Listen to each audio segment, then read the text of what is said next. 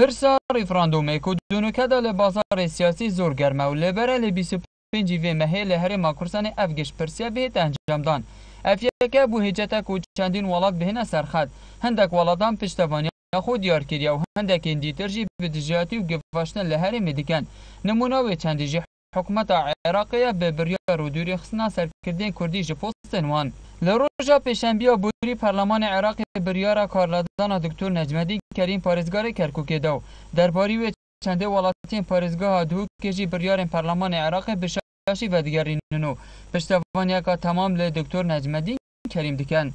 باید بده بوم کرکوک گله کام مهمه کرکوک گله کاش مهم شنوکش بکش هر 4-5 محافظت ما کرکوک همیان مهم تره چونکه کرکوک جد استراتیجیتیه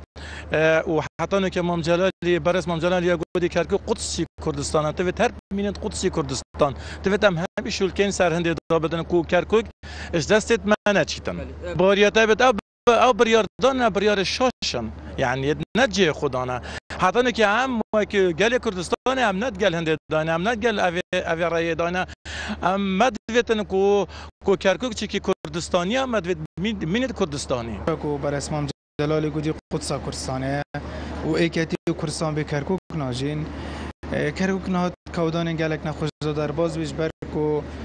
لان سیاسیین عراقی بگشتی تایبت لان شیعت جاتیه که تمامی و کرداتی تکرن جاتیه کرکیتی تکرن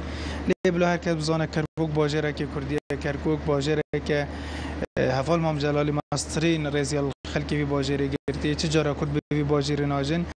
و چه تهدید و ابد عبادی و حکومت بغداد نشن کارت کنیل کرکوک بکنن آبوریناس خویا دکتن کرکوک به استراتژیت خوب پاریزگاه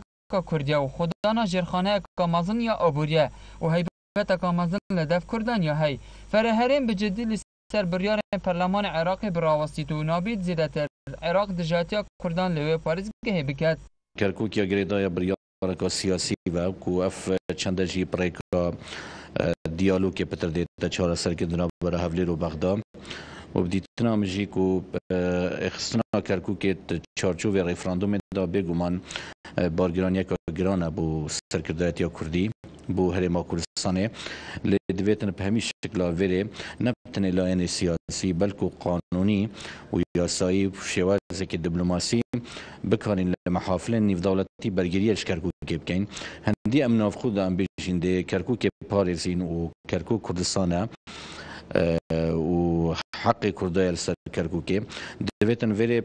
جواكا نيف دولتي مجتمعي نيف دولتي او بشتوانيات تبكن اشلاي دبلوماسي